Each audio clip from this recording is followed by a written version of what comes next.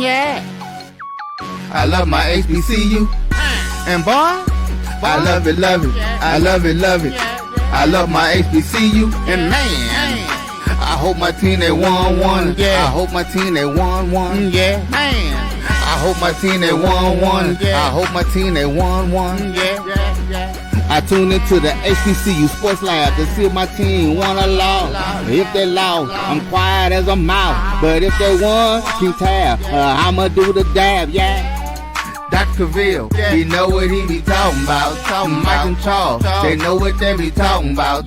They compress the analytic data with this hip hop. If you know them like I know them, they gon' tell you if your team, if they won or lost, and who the ball. So listen to Professor, yes sir, and pay attention, cause he gon' teach a lesson.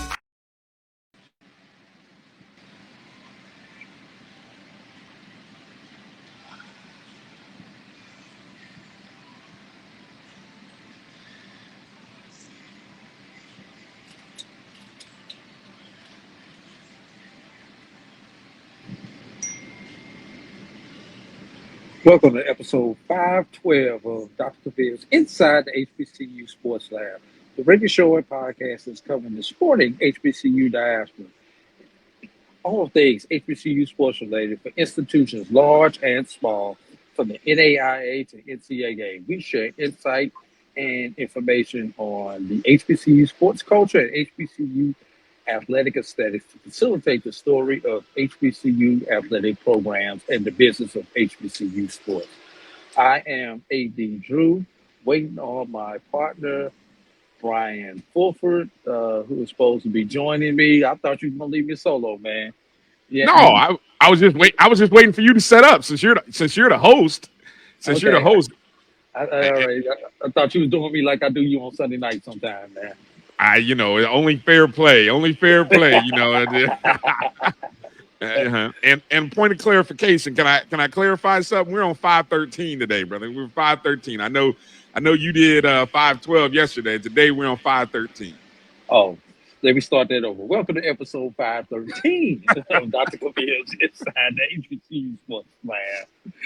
Oh man, how's it going, brother? Oh man, it's good. I went to go see a movie this afternoon, and I left with about maybe a good 30, 40 minutes. I hadn't done that in a long time, but it was kind of, I'm not going to say what the movie was, but it kind of didn't do anything for me. So I just left. Did you see it on a regular screen? Did you see it on IMAX? Oh, yeah. Regular screen. Thank God I didn't pay for IMAX or 4X or anything like that. Just a regular screen. Just something to do in the afternoon. Yeah, well, I am preparing to head to Houston tomorrow for the Minority Baseball Prospects HBCU baseball and softball games over the weekend. So I am in Atlanta right now getting ready to, get myself together so I can fly out at 6:30 in the morning. Woo. God bless you. God bless you. I don't envy. Well, I didn't envy those prices for later flights in the day, so I had to get the most economical flight. Yeah, I will say, given the fact that I just came back from Atlanta and I took a late flight. Let me just, obviously when you take the late flight, I think anything after 8 o'clock, you always run the risk of your flight being delayed. And sure enough, my flight was delayed by about maybe at first it was going to be 4 hours, but then it turned into 3 hours, and thankfully it was only an hour and a half. So, but a lot of time spent in the airport. That's all I'll say.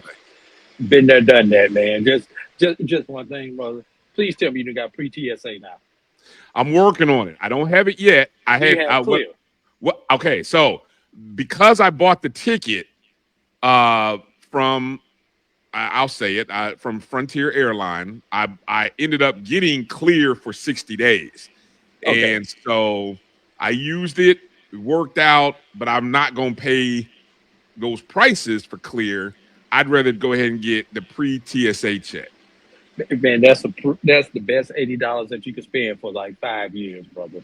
Yes. Make the investment. Yes, I'm going to. I had to do some things. I had to, I don't know where my birth certificate and all that stuff is. So heck, I just went and ordered another one. I'm not even wasting time I trying to thought you was hunt going for to talk about you had to contact the lawyer to handle some things so you could fly. it. No, no. Thankfully, nothing that crazy.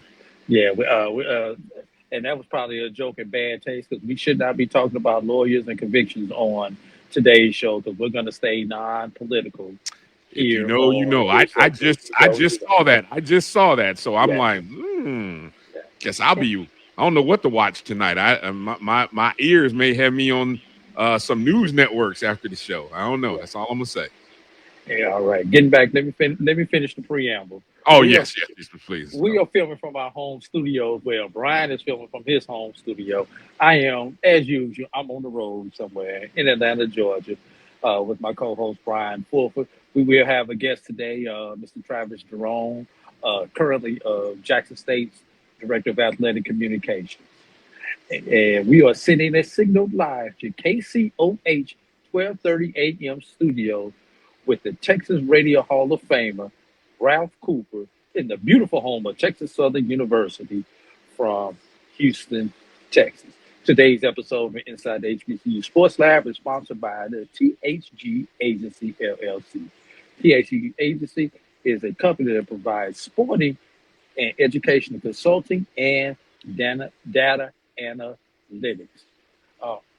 Now we got all that out the way, Brian.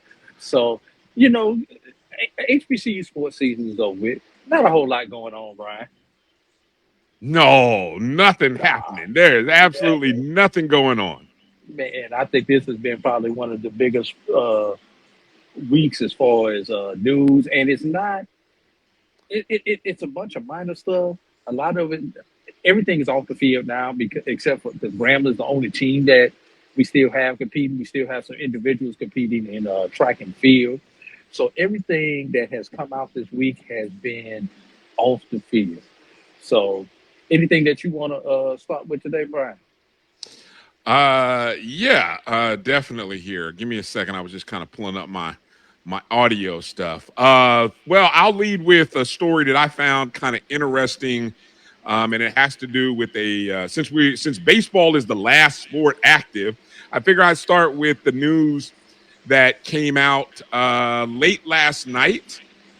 And I'm reading here from the deltaplexnews.com. UAPB baseball coach Carlos James releases an official statement. The University of Arkansas at Pine Bluff and head coach Carlos James will officially part ways after 14 seasons at the expiration of his current contract. The Pine Bluff native took over the UAP program in 2011 and was named SWAC Coach of the Year in 2013. He led the Golden Lions 3 consecutive first place finishes in the SWAC's West Division from 2014 to 2016.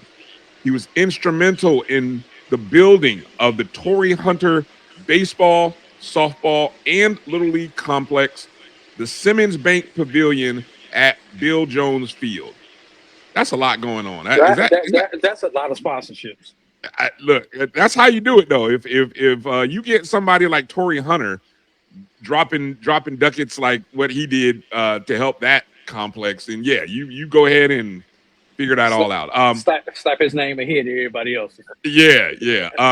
James has impacted countless young men in the Golden Lions program, as well as the Pine Bluff community. His influence reaches beyond the baseball diamond, helping develop boys into productive, successful young men. I won't read the entire statement from James, but if you recall, an article came out, I want to say, 2 weeks ago? If it's been that long. Yeah, maybe it was. It came out right after the last game of the SWAC regular season. Correct. It came out within days, maybe like 1 or 2 days after the end. Yeah, that weekend on came Sunday. out that Sunday. It came out that Sunday. Yep. Because I don't know if we talked about it on our show, the Sunday SportsWrap. We did. Okay. I think we did, and I think my comment was that the tone of his comments in that article were of someone who's fed up, who's frustrated, and is on his way out the door by choice or not by choice. Right. So that it wasn't a surprise that coming off of that, where I think the article that was one of those articles in which you could tell there was a little work that went in between the actual writer and Coach James, because there was a lot of comparisons to the financing and the budgets of other programs in the Arkansas state. And that's not including the University of Arkansas, because obviously that SEC money is entirely different. But just comparing what UAPB is doing financially for its baseball program compared to, I think there was about 2 or 3 other schools, Arkansas Little Rock, Central Arkansas, and another school. And so when you saw all of that, you were just like, wow, the disparity. And I think after 14 seasons, you kind of hit a point where you've done all that you can do. And if your administration, and I don't want to say the administration doesn't want to, maybe they just can't make the kind of financial commitment to improve baseball, then I think Coach James kind of realized that the writing was on the wall. So sad to see. Sad to see. The wall. Yeah, sad to see a good coach. I had the pleasure of meeting him when we, a few years back, and I know our colleague Carlos Brown sings high praises of Coach James anytime his name comes up. So, and I'm sure a lot of other SWAC media people do. So it's a loss for the conference. It's a loss for UAPB, a loss for the young men. But I know, I'm pretty sure that Coach James will definitely stay involved in his hometown community and in the game of baseball. Just where? Don't know. Don't know. There is one HBCU that would know that is starting a program, and they're about a year or two away from that. So maybe they'll consider that'd be Tennessee State. Oh, so maybe that may be a potential landing spot for him. I start to rumor now. I'll speculate for you. If Tennessee State, if Dr. Mickey Allen, I think that's the AD, if he's not on the phone to Coach Carlos James, you're missing out. You have got to make that call. I can't think of anyone finer to restart and grow, rebuild that program. So, I mean, that would be a great name to start with. Yeah. Also, there's another SWAC baseball coach that we've got some unconfirmed reports that may have been let go today. We're not gonna put out the name or the institution until we're able to get a confirmation on that. But there may be another move forthcoming when it comes to SWAC baseball this week. So we just want to put everybody on alert on that. Okay. All right. And is our guest here yet, Bryan? He is in the waiting room. So I don't know if you want to go to commercial or drop another nugget. We'll go to commercial, but I do want to give this tease. Since we're talking baseball heavy, after our guest there, Mr. Travis Jarome of Jackson State, I want to kind of get into the what happened with the Negro Leagues. As I've got my Negro League hat on, and what has happened with their records. I think we need to get into that discussion today. But coming up first, Mr. Travis Jarome, award-winning sports information director Travis Jarome. That's Bryan. I'm AD. This is Inside HBCU Sports Lab. We'll be right back after this message. If you think all pads are exactly the same, think again.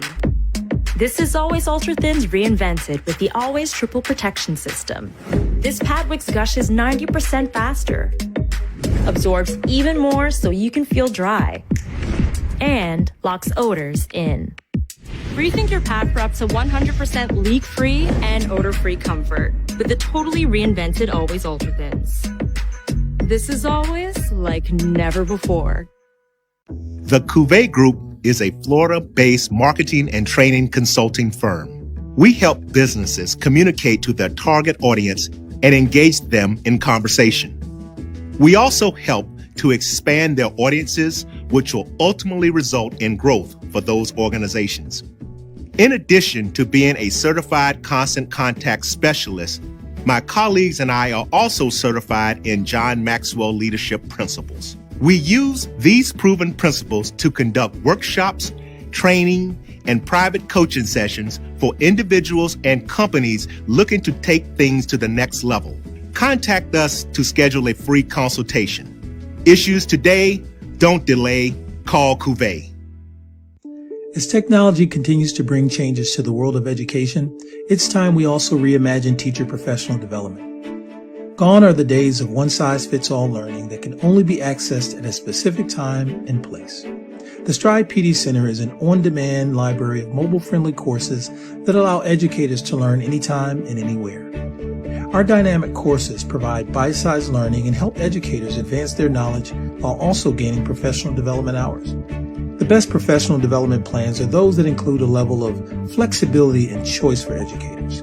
Whether you're a teacher, school, or district, visit us today to take charge of your learning.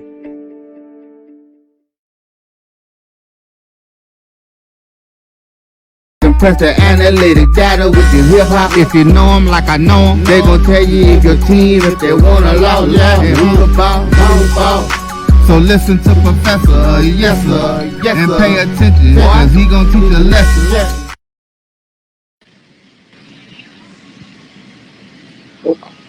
It would help if the host turned his camera back on. You know, you're struggling. Welcome back to Inside the HBCU, Dr. Cavil's Inside the HBCU Sports Lab. Bryan Fulford, AD Drew, and joining us for the interview is Mr. Travis Jarome.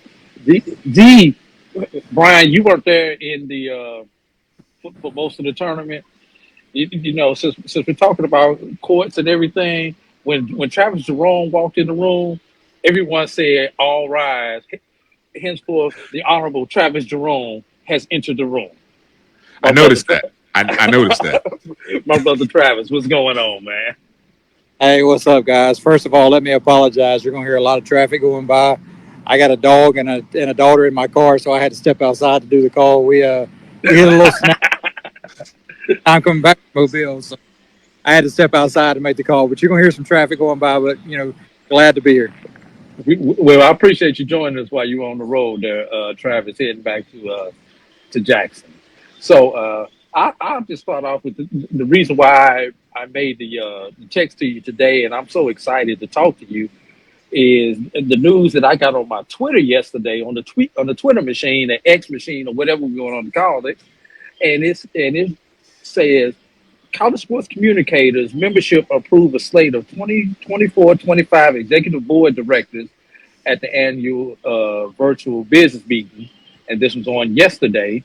And lo and behold, when I look at the executive board, I see a representative of an HBCU, and then I realize it's my friend Travis Jarome. So congratulations there, my brother. Just kind of talk about what the position is and how important it is, because I understand it as a member of college sports communicators, but most people do not even know this organization exists outside of those of us who are in the profession. Yeah, no, and I appreciate it. You know, to be real honest with you, the post that went out on our website and went out on Jackson State social media was not of my doing. I didn't want that. Didn't really care for the attention. You know, that in itself was a representation of Jackson State. But for me, you know, if you know who I am personally, you know that I don't brag a lot. I don't talk a lot. I'm humbled. I'm grateful. Those are all some words that came to my mind. If you look at my personal Twitter account, that's me. That was get to stand beside our leaders and our organization. It's not just HBCUs. It's not just NAI. It's every college sports communicator across the country that goes graphics, that goes video, that goes every and put in for their office. So 4,000 members strong communicators. So it's proud, grateful, and honored, blessed to be from Jefferson State. Jefferson was the first But it's like I told my direct report at Jackson State. At least well, we talked. Hey, Well, Travis, I don't mean to cut you off, but you kind of going in and out. I don't know if you can bring the phone a little bit closer to you. yeah, is that better? That's Yes, much better. yes. All right. And I told my boss, my direct report, AD Wells. I told her at the time, I was like, I said, I may not be what everybody thinks about when they look at an HBC representing. I said, but it gives us a voice, and I'll be able to represent Jackson State because it's not about me. It's about the school that attests to my name. So, for those people that don't know what the organization is, it's the communications professionals from each school, and they join the organization, and they're awarded benefits and everything else.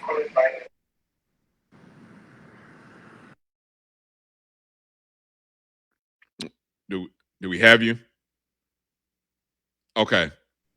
I don't know. I see everybody. I don't know. Drew got caught up in this. You were saying that I think we kind of lost you there in some surround noise. You had said that no, I don't think it was you, but the organization's goal is what again?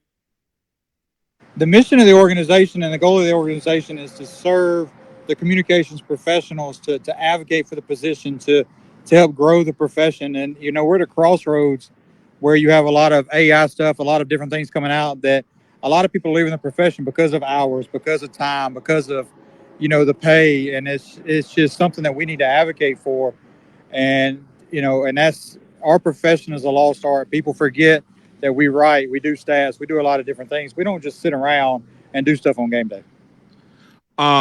So I know I know a few SIDs, as I like to call them, just a few, and I know the tireless work that is done.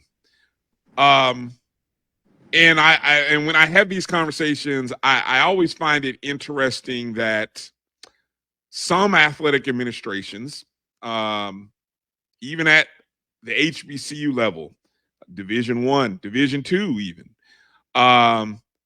don't seem to value that office or position the same. What's the bigger challenge for SIDs? And I'm, I know the titles vary, but I'm old school, so I always call them sports information directors. So I know some of you guys are assistant VPs, so I don't mean to besmirch anybody's title, but I always go down to SID. I keep it old school. But is the challenge working with or getting your athletic directors to understand the value, or is it the presidents, meaning their boss? I mean, what is the biggest challenge that you find, or that this organization tries to advocate for, or has to work with? It's advocating. I'll let this 18-wheeler pass. It's advocating for, and Drew, you know where I'm at. If I tell you I'm right outside of Uniontown, you'll know where all this traffic's going by.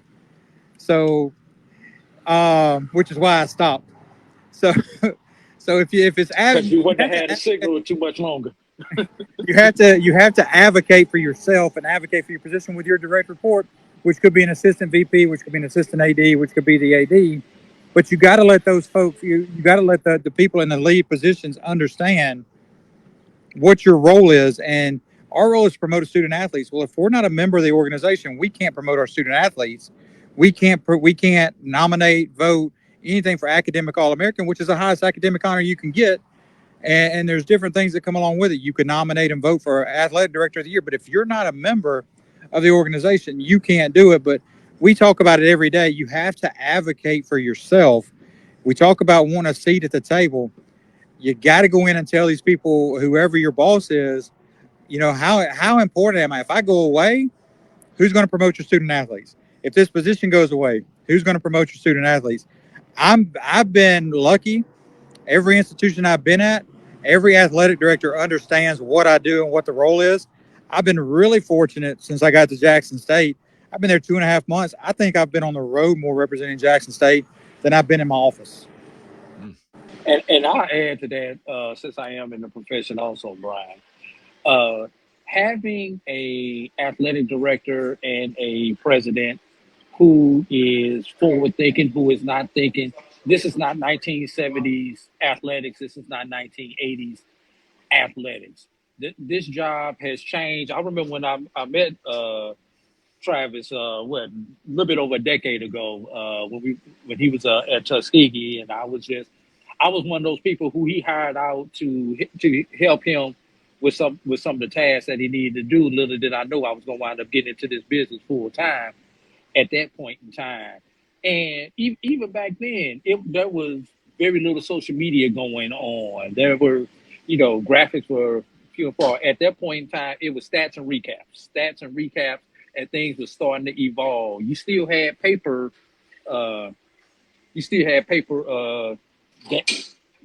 game programs and things like that. Now, everything is digital, which is a good bad thing. But you still got people who want stuff in paper, want stuff in hand. Now everything's social media. You got to have a graphic for everything nowadays. And if you don't have a graphic to support a story that's going out, your story would not get read nowadays. And people like Travis and myself understand this changing dynamic and what it brings with the hours and additional resources that we need. But when the people who approve your budgets or who approve you getting additional help don't understand this and don't understand the fact that, it's hard to be the man doing the stats when you've got everything else to do. They've got to allow you to outsource that or allow you to give that to somebody else in the department so that you can troubleshoot and put out fires and everything. And Travis will probably agree with most of the stuff that I've just said. Yeah, you have to evolve. Things have changed. I've learned along the way. I was the stubborn, hard-headed guy when I first started this thing and thought I could do everything myself. The last 6-7 years, I figured it out that I need to surround myself with some really good people that know what they're doing, that are smarter at what they do than I am, or that I think that I am. So you just have to continue to do that and continue to bring yourself and not be the smartest person in the room. Surround yourself with good people. And that's what we're doing at Jackson State. We're laying the groundwork now for what we're going to do next fall, not the fall of 24, but the fall of 25. And then once we get to the fall of 24, we're going to go to the fall of 26. So you just have to evolve. And my saying is what I've used, and I got this from Jess Poole: get 1% better every day and you'll figure it out. Great strategy. Great reminder. Yeah, great point. Travis, quickly before we let you go, Travis, give us an update on the things at Jackson State. What can we expect in the? I guess we're starting to look for a 24-25 academic year now. Well, considering I just left Mobile from the Gulf Coast Challenge press conference. You're on mute. No, he's good. Considering I just left Mobile for the Gulf Coast Challenge press conference, football will be good in football again. Obviously, people are always going to look at Jackson State as being one of the measuring sticks in the East, along with FAM. The East Division is going to be tough. Volleyball, we've got a new head coach, so expect us to continue to do what we've done because Marcus was on staff with Rose before she retired. Soccer, a challenge again. We're gonna be near the top of everything in the conference, I think. But just things coming down the pipeline from what you can look forward from our end. If you followed anything we've put out the last, 2 weeks, month since Margaret Richards got there, we've changed the look of our brand athletically on social. We just put something out today about our game update with ULM. That's our new look. We've got some other things coming down the pipe. We're going to operate Jackson, and I'll just say it like this: Jackson State's sports media department, communications department, whatever how you call it, is going to operate in an FBS Group of 5, Power 5 style office. We're going to have that kind of staff with student workers. We're going to bring people in that are smarter than I am at the things that we do: streaming, graphics, different things. We're going to bring a third person in on our full-time staff. So we're about to ramp everything up we do. But we're going to continue to represent Jackson State, the I Love brand, to the best possible way that we can. Like I said, I've had the privilege and the luxury of representing Jackson State for the last 2 months at various things, the NCAA Inclusion Forum, being a panelist, I'm moderating a panel at NACTA. We've got several other members of our staff moderating panels at NACTA. So we're going to continue to promote the brand. The block will be there. I have slowly learned that there are certain things that our alumni base looks for. So we make sure we hit those things with our alumni base, but we're just going to continue to push forward, to promote and put our student athletes out there the best we can, because at the end of the day, that's what we're here for. They're the product that's on the field, on the courts, wherever they may be. And I look forward to watching all of our student athletes compete at a high level. And it starts at the top. President Thompson, it starts at the top with our president and with our athletic director, Ashley Robinson. I mean, he's gotten, if you follow us, you've seen Ashley's gotten 2 awards in the last month. And it makes you push harder as an administrator, as a coach, as a student athlete, to keep up with your AD. You want to keep up with your AD. He's winning awards. You want to be the same. You want to be in that same category that he is. And a lot of that push came from looking at him, looking at his leadership. That's the reason that, I'm lucky enough to have grabbed a spot to serve on the executive board with CSC. And, I look forward to the next 2 years of doing it. And when those jobs open up in Jackson State, Travis, you got my email, you got my number, and I got resume on file, ready to go. Let me just tell you, if you come to Jackson State, the first words you have to learn are the I love. If you don't know what the I love means, you're in the wrong building and the wrong product in the wrong place. And then every speech you give that you have to give for football, like I did today, and I'll go ahead and put this out there.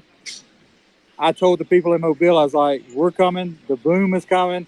And I said, well, I know we feel the vet. We're going to make live peoples, hopefully, Jackson East or Jackson Southeast, however you want to look at it. Hey, that's what it's all about. That's what you're supposed to do for your university and the institution that you work for. Promote the hell out of it. That's what you get paid to do, my brother. Yeah, that's what our job is. And if our student athletes weren't here, we wouldn't have it. We wouldn't have that job. Exactly. Well, you do it well, Travis. I don't know. If that happens, I may have to be looking for a new co-host on Sundays. Drew. Some things I can put up with Drew. I don't know. If Drew starts, I get into enough battles with enough Jackson State people. I love them all, but boy, now Drew, I ain't gonna. I want him to get a job, but man, I tell you, boy, that would be a tough pill to swallow. Drew, when he puts that fam shirt on, first thing you do is just say, hey, the I love or bleed the blue. Oh, my God. I can't wait to come to Jackson in October, Travis. I'm looking forward to it. My first trip. So, I mean, I look forward to it. I can't wait to see you in your home turf, doing what you do. Jackson is home now, and that's what, hang on. Jackson is home now, and it will be considered home. So everybody in Jackson can relax. I'm not going anywhere. I am fully entrenched. My feet are planted. This is it. This is the last stop. I've done this too long. I'm getting too old. I've got a sophomore in high school. I'm done. This is it. So everybody in Jackson can relax and say, how long are you going to be there? Until I can't walk anymore. Breaking news. Travis Jarome, he's staying in Jackson as long as Jackson will have him. There you go. Breaking news. I love it. But we appreciate you, Travis. I appreciate y'all. Sorry about all the noise going by, man. It's just been one of those kind of days. It's all good. I appreciate you coming on for us at the last moment. Safe travels back to Jackson. And Bryan, dare I say it, the I love. Good seeing you, Travis. It's good seeing you. That's all I say. Y'all have a good one, man. Hey, you too. All right. And with that, Bryan may be going to get the belt while we're on this next commercial break and sending the belt my direction. So I'm gonna let you go find that belt, Bryan. I know I deserve one right now. You're watching Dr. Biz inside the HBCU Sports Lab. AD Drew with Bryan Fulford. We'll be right back. Since 2002, Empowerment Resources, Inc., a nonprofit organization, has empowered more than 1,500 youth and adults in Duval and surrounding counties through its programs Journey into Womanhood, Girls Mentoring, Life Skills for Teens, and Parenting Education Coaching. To get involved with programs, volunteer, or donate, visit www.empowermentresourcesinc.org. Follow us on social media, facebook.com/empowerment.resources and Instagram.com/empowermentJAX. The human voice has always connected audiences with experiences. Major brands all across America have trusted Cover's voice time and time again. Conversational, powerhouse, intelligent, and sincere. That's the voice you need for your creative marketing process. KeaversVoice.com. Cover's Voice, Cover's Voice, CoversVoice.com. Always on, all the time. Nope. Nope. Come on, him? Ooh, I like him.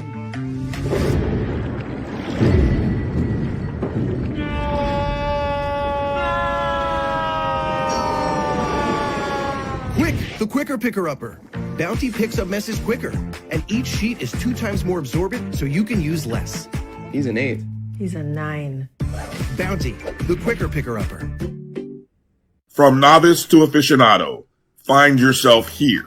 High quality cigars plus personal customer service. Slow Burn is Waco's only mobile cigar lounge, featuring a meticulous, curated collection of premium cigars. Visit our website, www.slowburnwaco.com. That's www.slowburnwaco.com. Compress the analytic data with the hip hop. If you know them like I know them, they gon' tell you if your team, if they wanna law, and who the ball. So listen to Professor, yes sir, and pay attention, cause he gon' teach a lesson. Welcome back to Dr. Fields inside the HBCU Sports Lab. Hey, let's give a shout out to some of the lab listeners, Brian. I know we didn't get them at the beginning of the show, but let's get them at the halftime. Hill Wildcats checks in. HBCU Band Talk checks in with Hill Wildcats. Said that backwards. Chuck Hunt checking in from where, Brian? Monroe, Louisiana. Ricky Burton, we in the lab, baby. Karen Griffin. Greetings from SoCal. Silas Edward McMorris. Good evening, everyone. PVU in the lab. G Boom. Good evening, everyone. G Boom also says, I'll see you tomorrow, AD. I'm ready to bump into you, Mr. Hollis. John Richardson, A&M in the house. J-Mac, good evening. HBCU faithful. And the hater, Doc Holliday. I love Doc. What's the matter, Jimmy? I love Doc. Doc's a good dude. Love Doc. Yeah. Every board. Let me count the ways. Carol Kellum, I am late, but I am in the lab. Jeff Roberts, Aggie Pride. Christopher Dukes checks in. Israel Carey says a shout out to Mr. Travis Jarome. Israel Carey once again said, thanks for representing D.I. Love, Travis. I don't know if you're still listening to us. Just going on and on. Israel Carey laughed at me when I did the D.I. Love thing, which I get with it. I get with any of them. I mean, you got to do what you got to do to keep a job. I get it. Always got to do what you got to do, man, to survive in this world of college athletics. But Brian, we've got the HBCU All-Star game coming up. Baseball, softball, sponsored by Minority Baseball Prospects. But on the major league level, Brian, and I'm quoting from the New York Times. Major League Baseball announced this yesterday that the results of an integrated statistical database covering records from Negro leagues that operated from 1920 to 1948 will be integrated into Major League Baseball records. The formal acceptance of the data comes after 3.5 years after MLB recognized the Negro leagues as a major league in December 2020. People will be, I don't know if upset is the word, but they may be uncomfortable with some Negro League stars now on the leaderboards for career and season statistics, said Larry Lester, an author and longtime Negro League researcher who served on the committee. Diehards may not accept the stats, but that's okay. I welcome the conversation at the bar, at the barbershop, or in the pool hall. That's why we do what we do. And Brian, You notice what name has appeared on the top of most of these lists since yesterday? Would that be the legendary catcher and power hitter himself, Josh Gibson? That would be 100% correct. Bing, ding, ding, ding. Yeah. He's now supplants Ty Cobb as the career batting average leader. And there were a couple of other ones. Single season batting average is now owned by Josh at 466 batting average for a single season. Career OPS belongs to Josh, supplanting Babe Ruth, 1.177. Babe Ruth came in at 1.164. So those were a couple of them that I noticed that the legendary Josh Gibson just kick some people off to the curb, as they say. Your comments on this, Brian? What I found interesting about the whole inclusion, because remember, the only reason, very much like our HBCUs, the reason the Negro Leagues existed was because of segregation, because people who look like you and me were not allowed to compete against other professional players, or in the case of our HBCUs, get an education at institutions with folks that didn't look like us. So baseball is a game of numbers, and the history of baseball is so wrapped up in the stats. I mean, I grew up as a kid who watched. You cut in and out, Brian. So I was saying that my background and my love of baseball is that back hard. And so one of the things I think you're still cutting in and out. Okay, well, I don't know. Whatever audience I'm having here, what I was saying is that guys like Babe Ruth played in the American League. Well, guess what league he didn't play against until maybe the World Series? Nationally. So same thing on the National League. I mean, two leagues that were. I don't know when did the cross? Like 93, 94, it was somewhere up in there. Yeah. So for 60 to 70 years, American League and over 100 years. Over. So there were two separate leagues. So the inclusion of the Negro Leagues should not be a shock to anybody, and anybody who has issue with it, all you got to tell them is, well, hey, Babe Ruth got his stats against only American League. I mean, he didn't do a lot against National League, and there were National League guys who got numbers solely against National League guys. And the games against the National League were considered exhibitions, such as the All-Star game or World Series stats did not count as far as career stats. Okay, you didn't know that. So this is, I think this is a powerful move and a powerful step by Major League Baseball. Include a league that was formed out of segregation that many of these guys would have, had we not lived in a world like what existed in the 1920s, would have played against the Babe Ruths and the Ty Cobbs and those kind of guys, Yeah.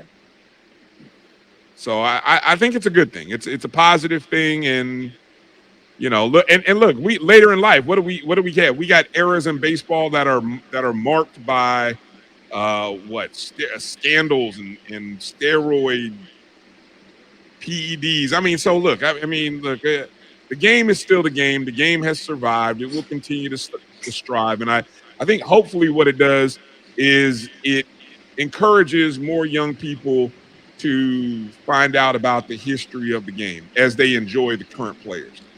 Yeah, can you put up the comment by Edward Silas McMorris? Brian, his last comment. Yeah, I could think of two off the top of my head.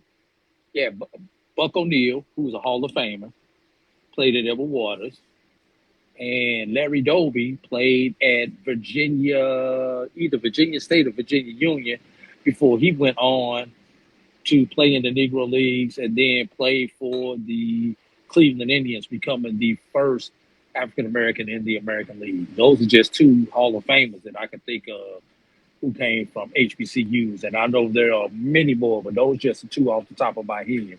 Are there any more that you can think of? You know, not really. You know, my source for the first place that I would start when I have questions like that would be Black College Nines. Maybe we need to get Jay on to talk about the significance of this one show. See if we can get him on. See if we can get him on the Sports Wrap on Sunday. Yeah, I think they do a great job of highlighting the past and while also focusing on the current. And so I know a lot of that historical stuff can be found through their site, and I believe that's.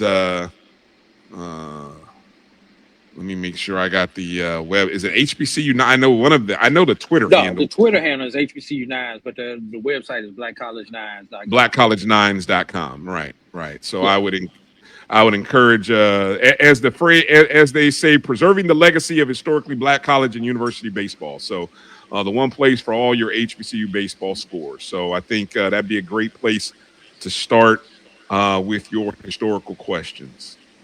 Yes, and I'm like you, Chuck Hunt. I have been to that's where this hat came from. Was from the Negro League Museum in Kansas City, Missouri. I picked this up a couple of years ago, and there are many other. The one I still have to visit is the one in Birmingham, it's called the Southern Negro League Museum or something like that in Birmingham. I've yet to visit that one. That's on my bucket list. Hopefully, I will have time during SWAC Media Day to get down there. Hopefully get there a day early or stay an extra day this year so I can get to that museum down there this year. So, but anytime you get an opportunity to go visit these Negro League museums and pick up some history, if you're a museum buff like me, definitely do it. Hey, Bryan, this is what we're going to do. We're going to take our final break of the day, and then we're going to come back with our final news and notes and our parting shots. You are watching Dr. Cavil's Inside the HBCU Sports Lab. This is AD. That's Bryan. We'll be right back. Itchy, squirmy, scratchy, family not getting clean? Get Charmin Ultra Strong. Go get 'em. It just cleans better. With a diamond weave texture, your family can use less while still getting clean. Goodbye, itchy squirm. Hello, cream bottom. We all go. Why not enjoy the go with Charmin? At Hampton Law, our primary goal is to provide non-traditional yet effective solutions and redefine the approach to client legal concerns. As your trusted legal advisor, we believe in sophisticated, personalized services that eliminate the confusion and complexity sometimes associated with legal matters.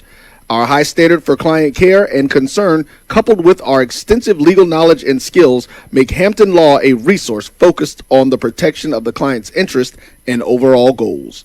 We value our clients and truly enjoy working with them. Visit thamptonlaw.com to conveniently schedule an appointment online. Tamika Hampton Esquire, 1631 Rock Springs Road, Suite 336, Apopka, Florida, 407-494-1471. thamptonlaw.com. Nope. Nope. Come on, him? Ooh, I like him.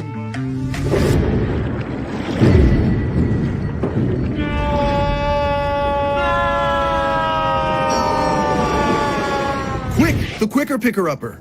Bounty picks up messes quicker, and each sheet is 2 times more absorbent so you can use less. He's an 8. He's a 9. Bounty, the quicker picker-upper. From Touch the analytic data with your hip hop. If you know them like I know them, they gon' tell you if your team, if they wanna lose, and who the ball. So listen to Professor, yes sir, and pay attention, cause he gon' teach a lesson. We're back for our final segment on Dr. Cavil's Inside the HBCU Sports Lab. Eddie Drew here with Bryan Fulford. Bryan, I'm waiting to the last segment to say this is actually a sports rap takeover of the lab, man. Yeah, when we come in the lab, we have to get into our points a lot faster, and we can't be pontificating longer than what we might normally do in our show. So it's kind of refreshing. It's a reminder that we are capable of doing a show in an hour. It's possible. It's possible, Drew. Every show doesn't have to be an all night marathon. I mean, I enjoy the hell out of it, but sometimes it is nicer to be in and out in an hour. Yeah. All right, so let's get into our last couple of stories. I've got two more stories that I wanted to cover today, Brian. Actually, it's three stories, but I'm gonna roll it into two.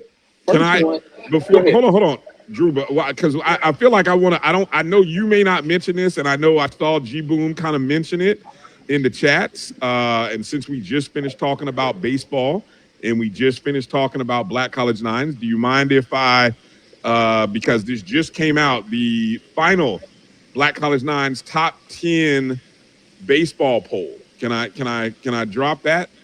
Sure. And before you drop it, Brian, it's going to be interesting.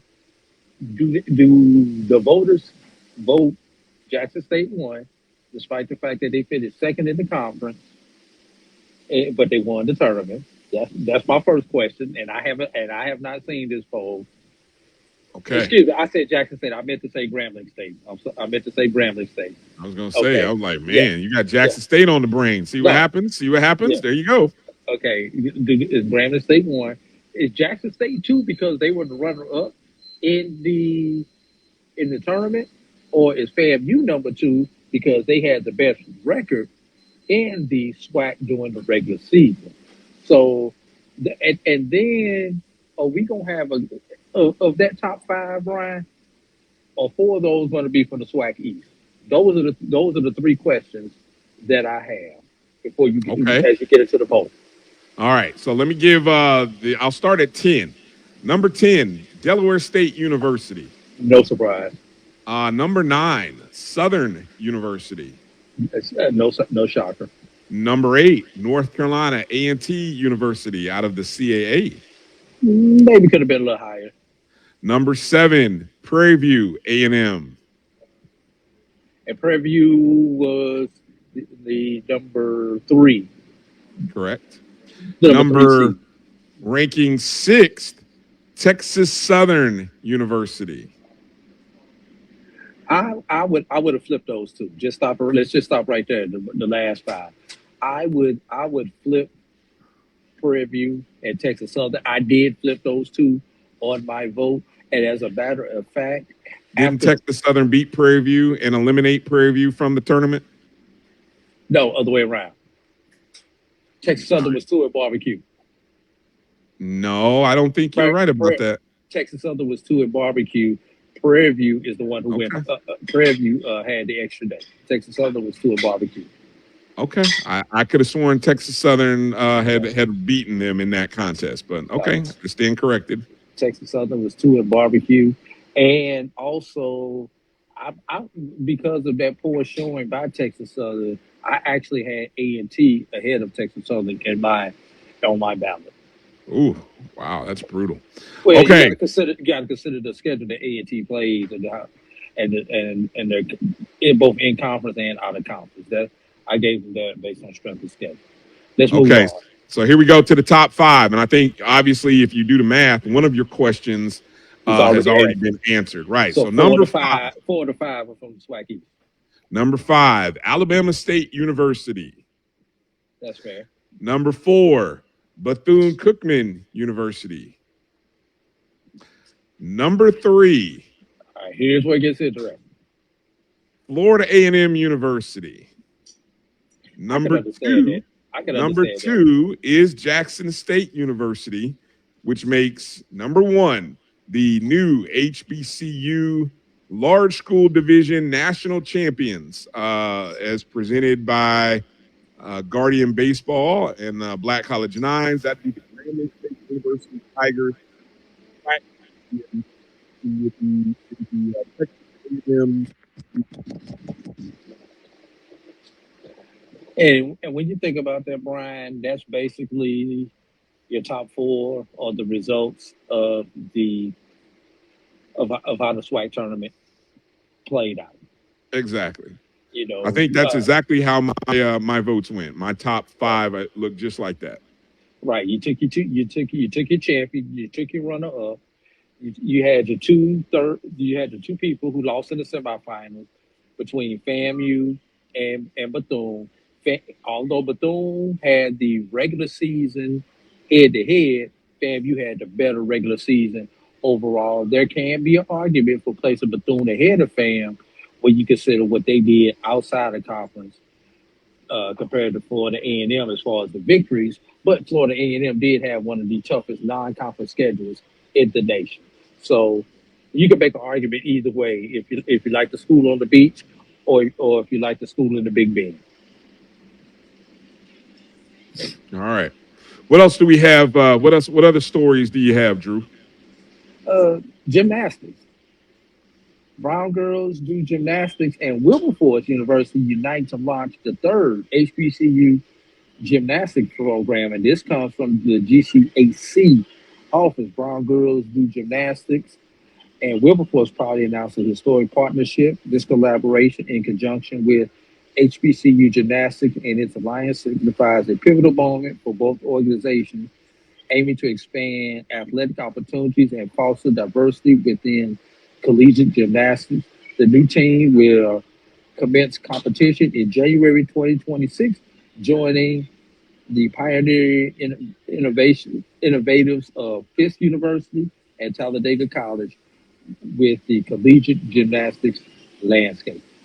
So in 2026, which they've got a year and a half to recruit their players and get this one kicked off.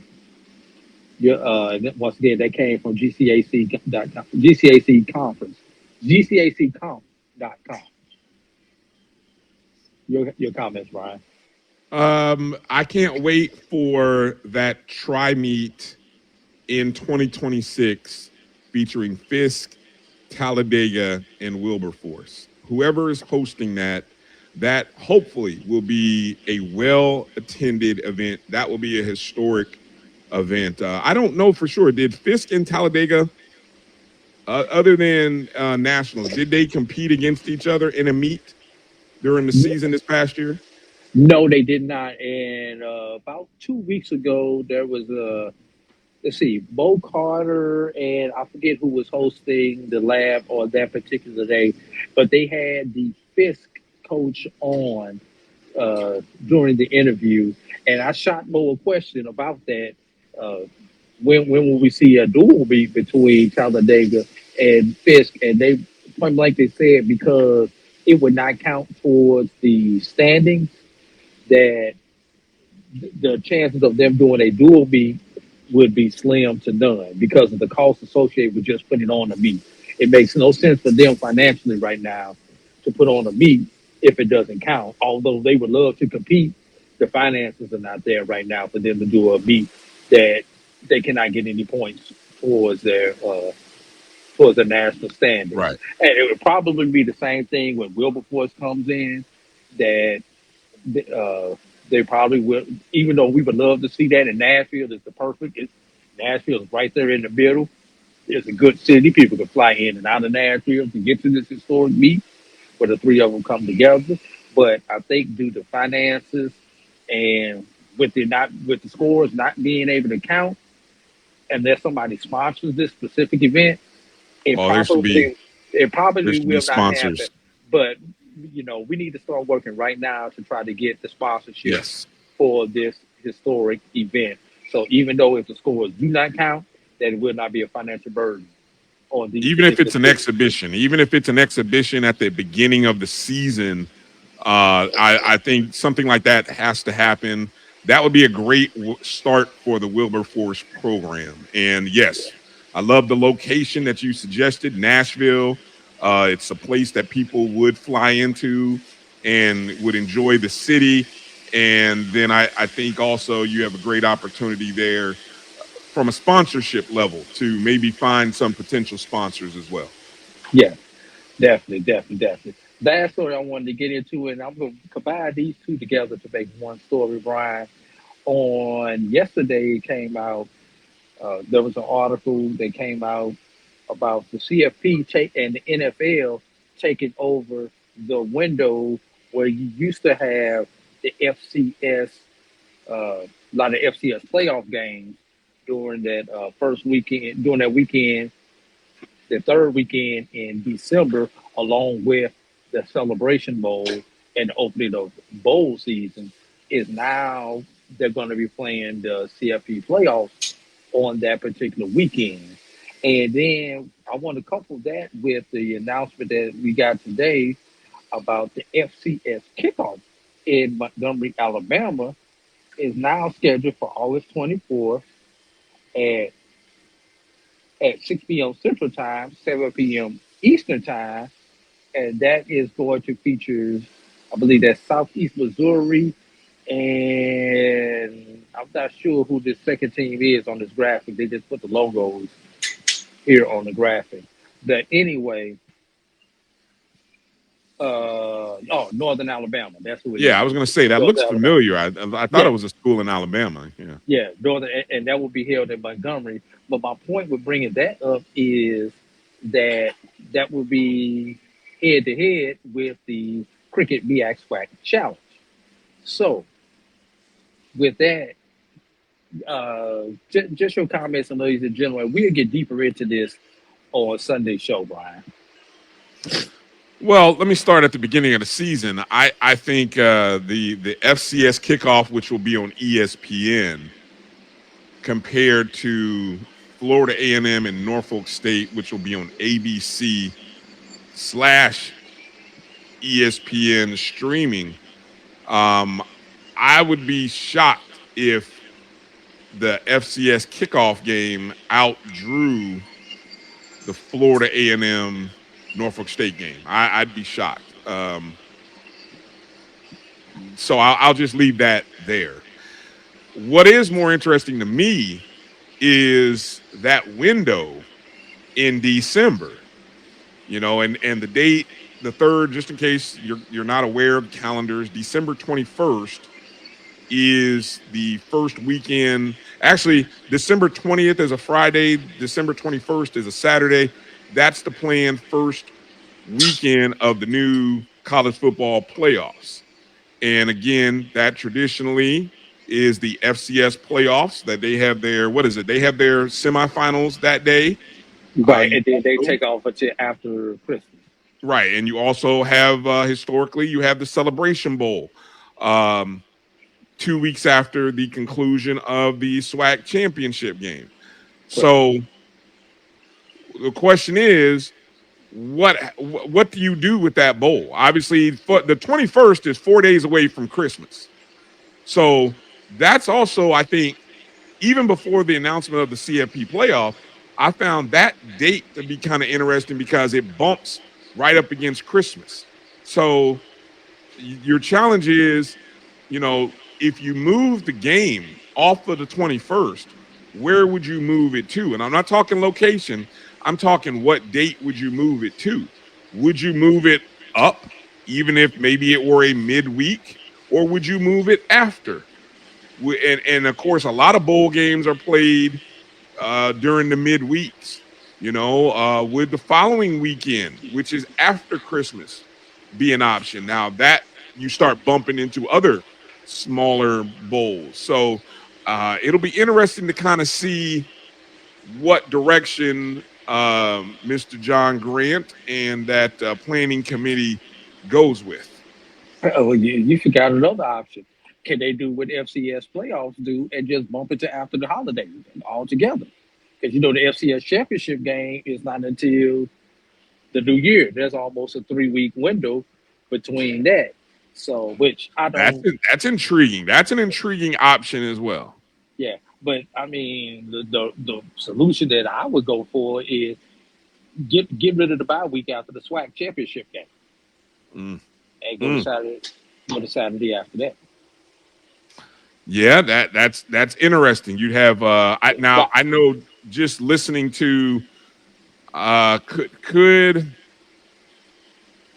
could the SWAC school that wins the championship, how quickly could they turn around? There would have to be a lot of preparation done in almost like anybody who has a shot at going to the Celebration Bowl would really have to probably start preparing their fans 2 months out to kind of say, hey, fan base, if we do get to the Celebration Bowl, these are the dates. These are the kind of things that you need to be prepared for, because if we host or win a SWAC championship game, the next week goes instantly into, hey, get your flights and get your plans ready to get on the road if it were to move up. Brian, you don't think them people already been doing that? We was doing that in October when we was in Tallahassee.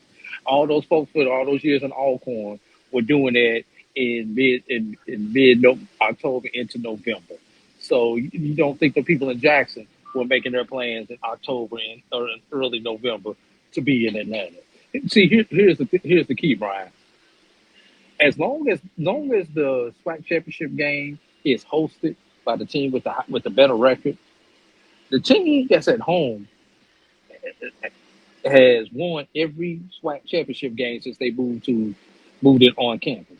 So that fan base needs to go ahead and make their preparations, because the chances of them getting there have been 100% up until this point. Now, sooner or later, somebody's going to break through. But until then, Right. Yeah, the visiting team needs to hedge their bet. But until then, or until we get two teams that come in even, with identical records, and somebody gets in home field because of a tiebreak or something like that, I don't see it happen. So, yeah. And then for the MEAC, MEAC's already been off 4 weeks. Who needs 4 weeks off, Ryan? Yeah, that's interesting right there. That cuts the MEAC down to 3 weeks.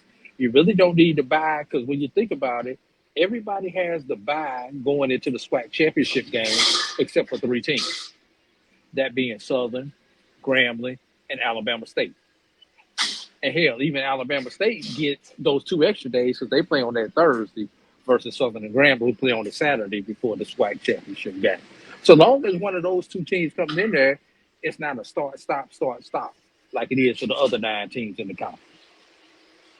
I wonder if the MEAC would start, if because of this move, would the MEAC consider or even start to maybe expand their schedule? You know what I'm saying? Like bump back so basically the last game is a week later, which essentially would be after Thanksgiving. I think as long as they have the ability to send teams to the FCS playoffs, it logistically doesn't make sense. Because you're gonna get another year when you get a Central that loses that one game, but it's still good enough to go to the playoffs. It's gonna happen again, Brian.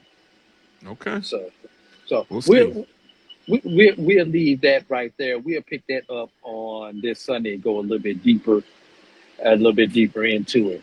Thank you for listening to Inside the HBCU Sports Lab. Make sure to share our podcast with your friends and colleagues. I am AD Drew, along with my co-host Bryan Fulford, coming to you from inside the lab in the College of HBCU Sports. Again, we thank you for listening to Dr. Cavil's Inside the HBCU Sports Lab every Tuesday and Thursday at 7 o'clock Eastern, 6 o'clock Central. We look forward to next week as we will discuss the latest news in the lab. Make sure you check Brian and myself out. I should be back from Houston by the time our show gets in, Brian. As long as my flight is not delayed, I should make it back to my home studio. But we know how they go. Well, it just wouldn't be right if I'm not on the road on the Sunday right now, it seems like, man. Yeah. Follow Dr. Cavil on Twitter, Facebook, and Instagram, Inside the HBCU Sports Lab 1. On Facebook, Inside the HBCU Sports Lab on YouTube. Dream big, continue to move forward. See you in Houston if you're there for the minority baseball prospects, softball, and baseball all-star game. We will talk with you soon. Brian. Course. Lecture. Dismissed. We'll see y'all. Travel light.